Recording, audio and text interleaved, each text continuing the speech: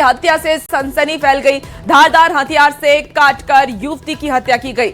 तो घाघरा गांव में मिला है युवक और युवती का शव। पुलिस ने शव को बरामद किया। अपराधियों ने पुल के ऊपर हत्या कर नीचे फेंका था शव। लोहरदगा की रहने वाली युवती बताई जा रही है और मृतक युवक की भी पहचान फिलहाल नहीं हो पाई है। तो बड़ी खबर आपको बता रहे हैं, जहां डबल मर्डर का ये पूरा मामला सामने आया। खूंटी थाना क्षेत्र में युवक और युवती की हत्या कर दी गई।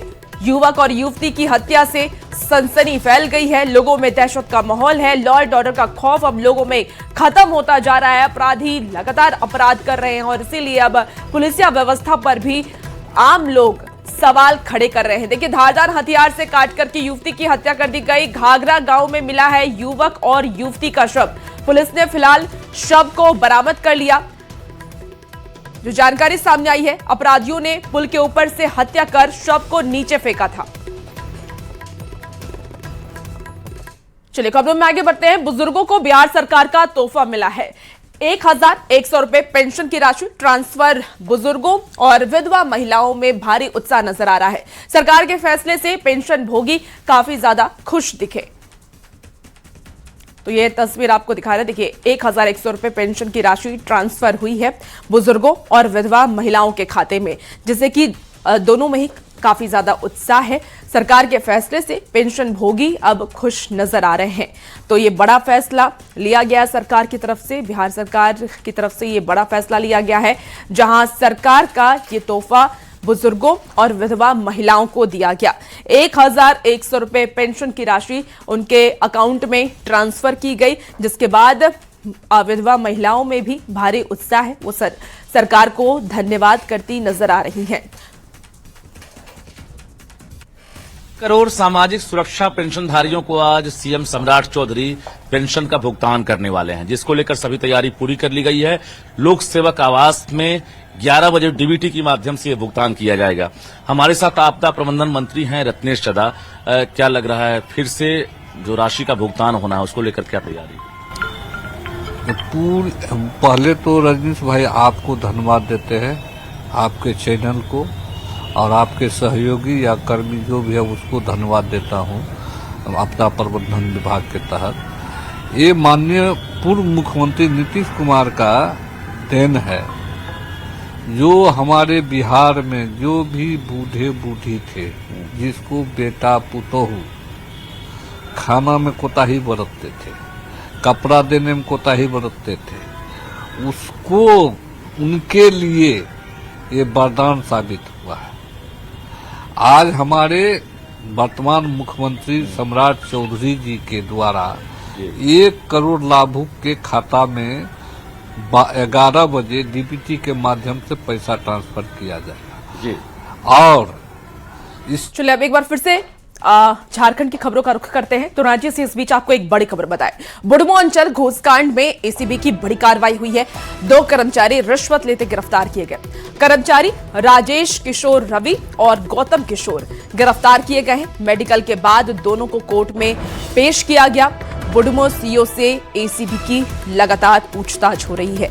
तो म्यूटेशन मामले में रिश्वत लेने का आरोप है। जमीन के काम में घूस मांगने की शिकायत पर यह कार्रवाई की गई है। सीओ के कहने पर मांगी गई थी रिश्वत। तो सीओ सचिदानंद वर्मा से लगातार पूछताछ की जा रही है। पेशी के बाद दोनों आरोपियों को जेल भेजा गया।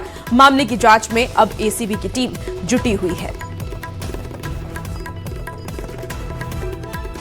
तो देखिए, राज्य से आपको ये खबर बता रहे हैं जहां पर बुढ़मू अंचल घूसकांड में एसीबी की ये कार्रवाई हुई। 2 कर्मचारी रिश्वत लेते गिरफ्तार किए गए हैं। कर्मचारी राजेश किशोर रवि और गौतम किशोर रवि दोनों ही गिरफ्तार कर लिए गए हैं। मेडिकल के बाद दोनों को कोर्ट में पेश किया गया।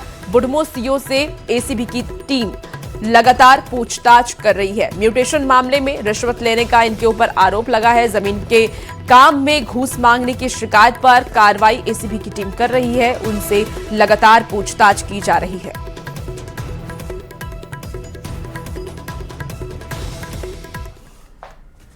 इसी बीच राज्य से एक और बड़ी खबर आपको बताते हैं, जहां उरांव जनजातीय परंपरा पर सुप्रीम कोर्ट का फैसला आया है। घर दामाद को संपत्ति देने की व्यवस्था खारिज की गई है। सिर्फ दावा करने से परंपरा को कानूनी मान्यता नहीं, ऐसा सुप्रीम कोर्ट का कहना है। तो गुमला की पैतृक जमीन से जुड़ा है ये पूरा मामला। ट्रायल कोर्ट, अपीलीय कोर्ट और इसके साथ ही झारखंड हाई कोर्ट का फैसला रद्द किया गया। सभी अदालतों ने पहले घर दामाद व्यवस्था को माना था सही। आपको बता दें कि संतानहीन व्यक्ति ने भतीजी के पति को बनाया था घर दामाद और सुप्रीम कोर्ट ने कहा है कि इससे परंपरा साबित नहीं होती। उरांव समाज की मान्य परंपरा के अनुसार निकटतम पुरुष रिश्तेदार होगा उत्तराधिकारी और सुप्रीम कोर्ट के फैसले से जमीन विवाद में नया कानूनी आधार तय किया गया।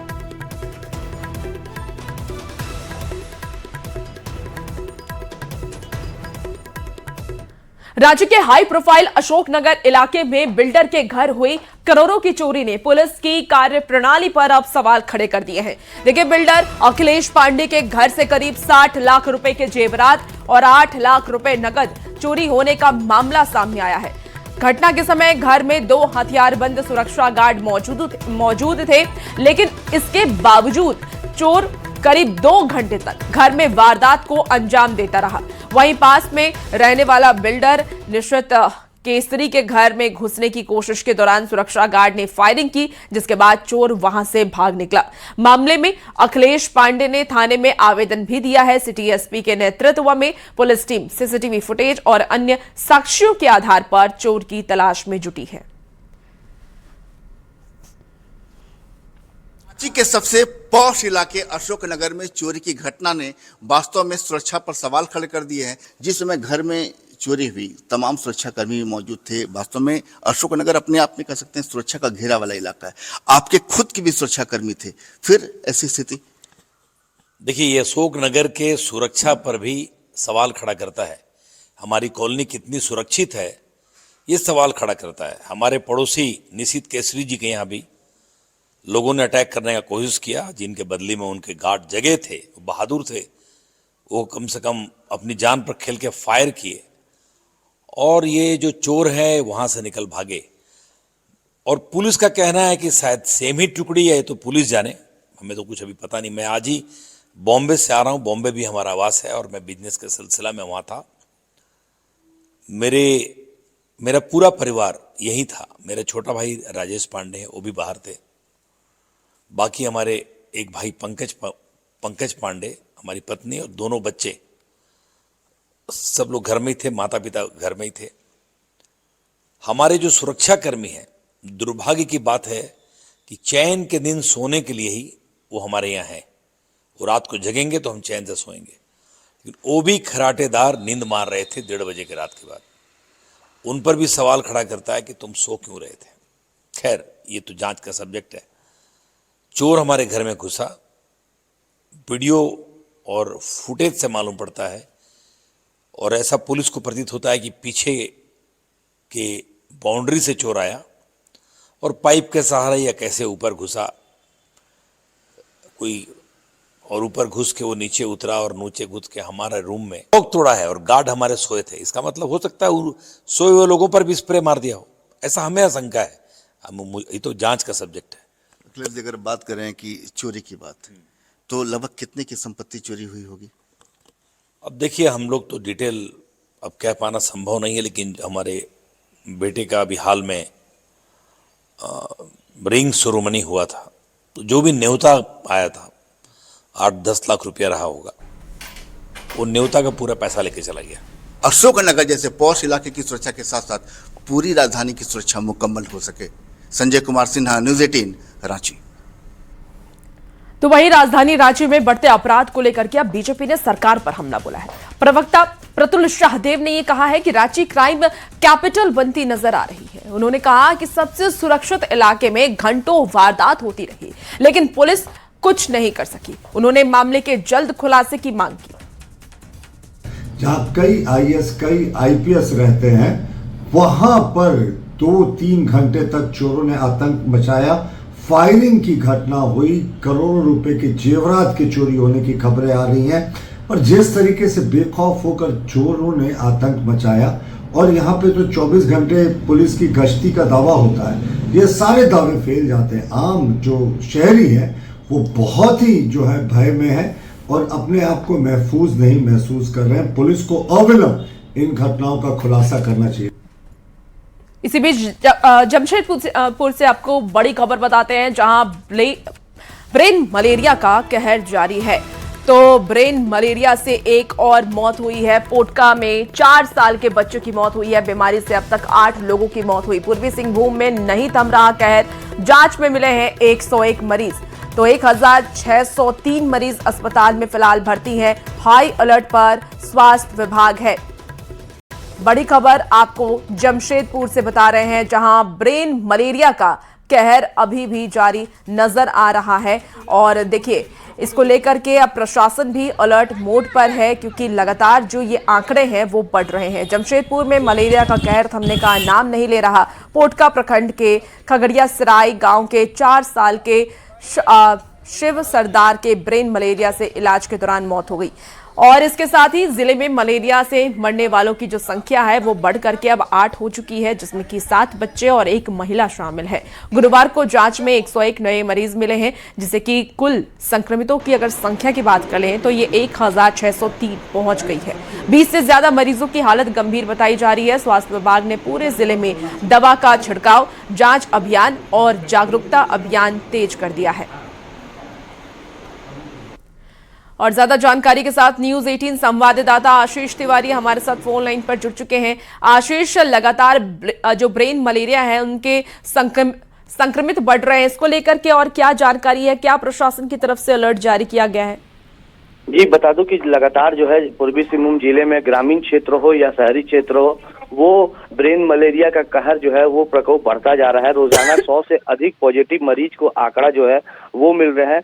5000 अधिक लोगों को रोजाना जांच किया जा रहा है। मगर सबसे बड़ी बात कि अब तक 8 लोगों की मौत हो गई, जिसमें 7 बच्चे, छोटे मासूम बच्चे की मौत हुई है। तो एक महिला भी इस मौत के आंकड़े में शामिल है। हालांकि स्वास्थ्य विभाग और जिला प्रशासन पूरी तरह से हाई अलर्ट पर है। लगातार घर घर जाकर दवाई का छिड़काव किया जा रहा है, लोगों की जांच की जा रही है।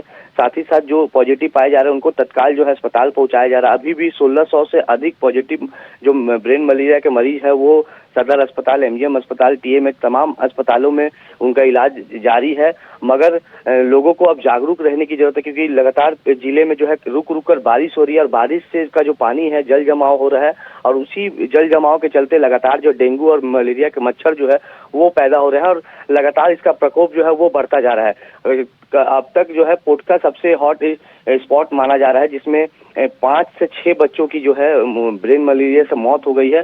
तो उसके बाद अब घाटशिला, मूसाबनी और शहरी क्षेत्र में भी इसका प्रकोप जो है वो तेजी से बढ़ रहा है। हालांकि मेडिकल टीम की बात करें तो एमजीएम अस्पताल के 125 डॉक्टर जो है वो पूरे क्षेत्र में घूम रहे हैं, लोगों को दवा दे रहे हैं, उनसे लोगों और साथ ही साथ दूसरी तरफ जो है जागरूकता अभियान भी लगातार चलाया जा रहा है कि किससे कैसे करके मलेरिया और डेंगू से बचा जाए, मच्छरदानी का उपयोग किया जाए। तमाम चीजों का है जो जागरूक किया जा रहा है।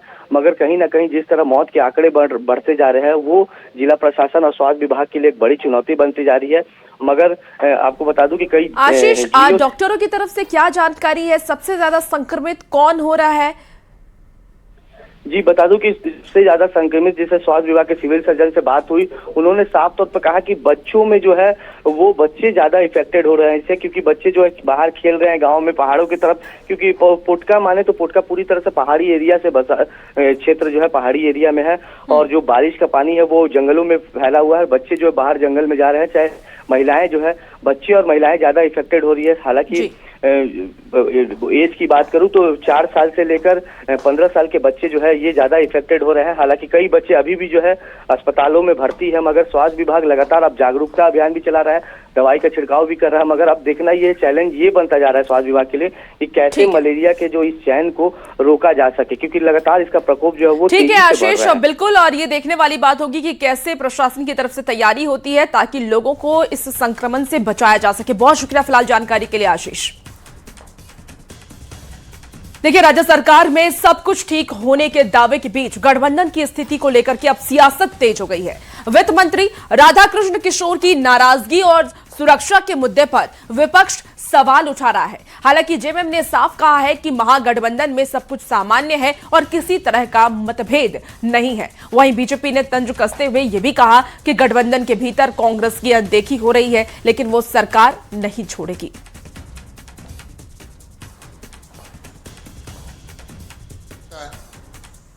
किसी मामले को इतना ज़्यादा तूल देना, क्योंकि पूरी मंत्री परिषद का तो इनविटेशन था नई दिल्ली में, हमारे भी कई मंत्री रांची में ही थे, तो वहाँ उपस्थित नहीं हुए या वहाँ नहीं गए, तो उससे कोई कयास नहीं लगाना चाहिए। और मैं समझता हूँ जो भी बातें हैं आने वाले दिनों में सब स्पष्ट हो जाएगा। कहीं कोई, मुझे तो परेशानी नहीं लगती है, ऑल इज वेल है। अगर बेशर्मी की हाइट कोई शब्द है ना तो वो कांग्रेस के मंत्रियों पे सूट करता है।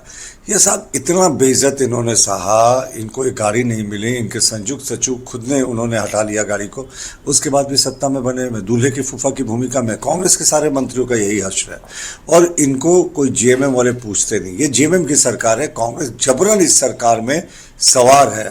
अब विक्रम की तरह, बेताल की तरह जो विक्रम के कंधे पे सवार था, कांग्रेस सवार है। और मुख्यमंत्री जी इनको धकिया के भी हटाना चाहेंगे ना तो ये पैर वैर पकड़ के माफी मांग के सरकार में बने रहना चाहेंगे। जमशेदपुर से आपको इस बीच एक बड़ी खबर बताते हैं, जहां बाइक चोरी के शक में युवक की हत्या कर दी गई है। लाठी डंडों से पीट कर हत्या की गई। हत्या के बाद पूरे इलाके में सनसनी फैल गई। थाना प्रभारी डीएसपी दलबल के साथ मौके पर पहुंचे। मृतक युवक की पहचान रोहित मुंडा के रूप में हुई है। आपको बता दें कि परसूडी थाना क्षेत्र के सरज मदा की एक घटना बताई जा रही है। तो इस वक्त की आपको ये बड़ी खबर जमशेदपुर से बताएं, जहां बाइक चोरी के शक में युवक की हत्या कर दी गई। लाठी डंडों से पीट कर हत्या कर दी गई और हत्या के बाद पूरे इलाके में सनसनी फैल गई है। हालांकि थाना प्रभारी डीएसपी दलबल के साथ मौके पर पहुंचे। मृतक युवक की पहचान कर रोहित मुंडा, जिनकी मौत हो गई है, और उसके रूप में उनकी पहचान हुई है। सर गया था वो पार्टी में हम लोग सभी गया था, हम लोग अलग अलग गया था। अब हम लोग को थोड़ी ना पता है कि ऐसा होगा। वो गाड़ी खाली घर में लेके आया था, इसका पार्टी से गाड़ी लेके आ गया। ये लोग सोचा चोरी कर लिया, वो सोच रहा है ये लोग चोरी कर लिया। तो फिर सब आया, ये लोग इधर आया, देखा गाड़ी घर में, तो तब तक इसको ढोया, फिर तो बहुत मारा। क्या चीज से मारा? मारते बचाओ बचाओ खाली बोला। तो फिर हम लोग इधर बैठे हुए थे, हम लोग भी पार्टी से आए, रुके थोड़ा, अब बोल रहे बचाओ बचाओ। अरे बांस का मुक्का वाला बीट नहीं होता है, डंडा से मार के मरा दिया है। लोग पार्टी कर रहे थे, लड़का के साथ विवाद होने का बात सामने आया है। उसी विवाद का क्रम में जो है मारपीट की घटना घटी है और मारपीट में जो है जख्मी होने के कारण जो है, क्योंकि लोग समय से उनको थाना को भी सूचित नहीं किया और ना ही उनको उचित इलाज के लिए अस्पताल में ले जाए। उसी को लगता है कि जो इंजरी है इसके चलते में हो सकता है कि मृत्यु हुई है। बताते हैं, जहां करमाटार थाना क्षेत्र के चड़की गांव में बुजुर्ग महिला की मौत के बाद से तनाव का माहौल है। बुजुर्ग महिला की मौत जमीन विवाद में हुई थी। परिजनों ने सभी आरोपियों की गिरफ्तारी और कड़ी कार्रवाई की मांग की। अंतिम संस्कार करने से इनकार कर दिया और इसके बाद अंचल अधिकारी और थाना प्रभारी पुलिस बल के साथ गांव पहुंचे, जहां उन्होंने परिवार और ग्रामीणों को जल्द कार्रवाई का भरोसा दिया है। फिर बाद में शव का अंतिम संस्कार किया गया। मामले में पुलिस ने मुख्य आरोपी समेत 3 महिलाओं को गिरफ्तार कर न्यायिक हिरासत में भेज दिया है। वहीं फरार आरोपियों की गिरफ्तारी के लिए लगातार छापेमारी की जा रही है। बोलिए क्या करना है? क्या करना, मेरा मम्मी को मारा है और मेरा भाई लोग तो हॉस्पिटल में है। हमको इंसाफ चाहिए, इंसाफ चाहिए सर, इंसाफ चाहिए। मेरा मम्मी का खून उठाएगा, खून चाहिए, कौन उठाएगा मेरा मम्मी का? घर मिट्टी मिल गया, मेरा मम्मी का खाने के लिए कौन आएगा? कहना है मेरा यही कहना, भाभी तो गुजर गई सर, मर्डर करके वो मार दिया, बजरंगी पुत्र मार दिया, मगर उसका फांसी चाहिए, कड़ी से कड़ी से एकदम फांसी चाहिए, फांसी चाहिए, बजरंगी पुत्र को फांसी चाहिए। और चलिए अब बात करते हैं झारखंड के मौसम के मिजाज की। तो राज्य में देखिए मानसून पूरी तरीके से एक्टिव हो गया है।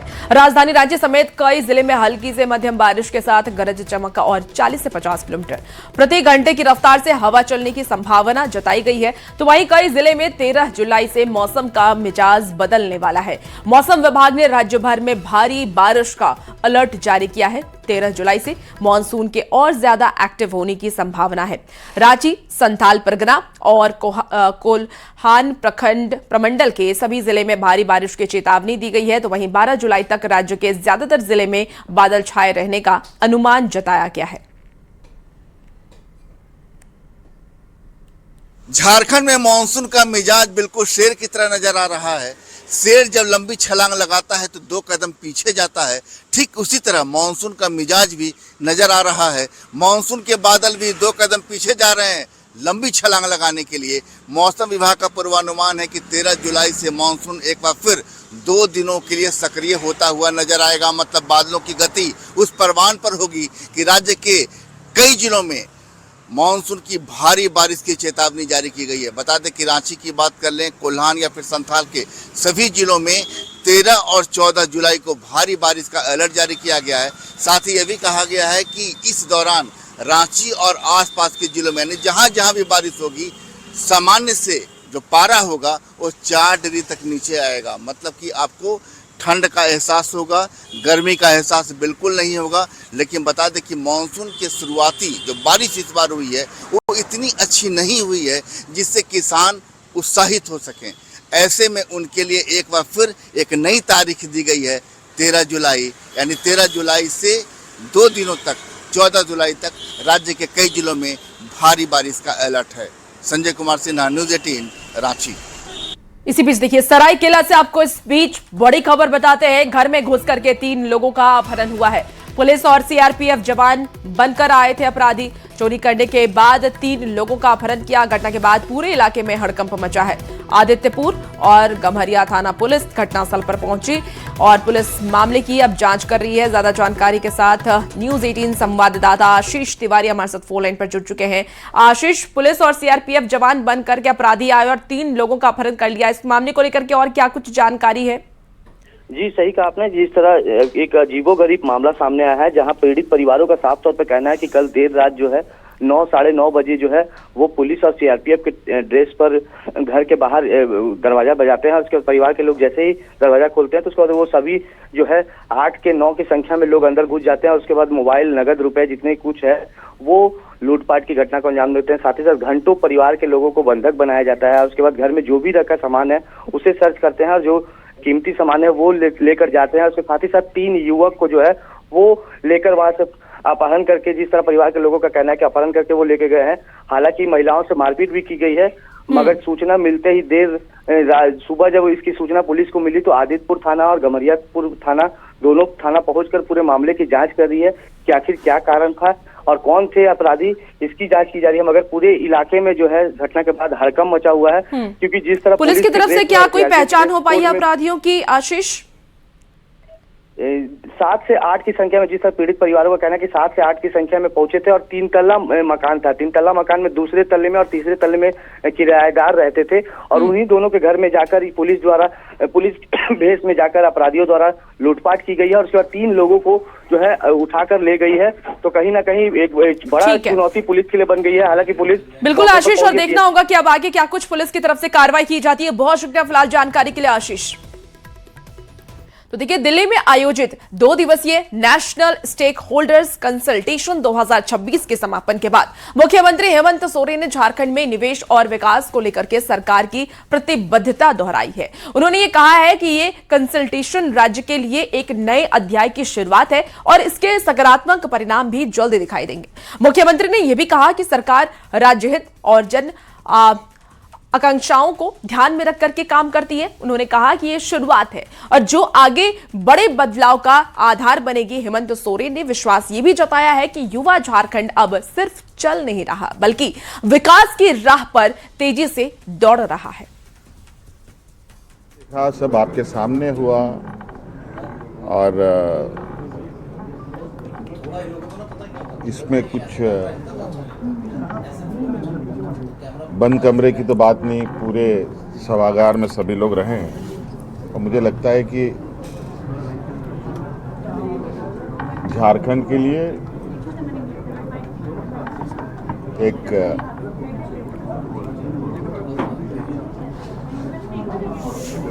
वर्तमान परिस्थिति जो निर्भरता है, उस निर्भरता में एक नया अध्याय हम लोगों ने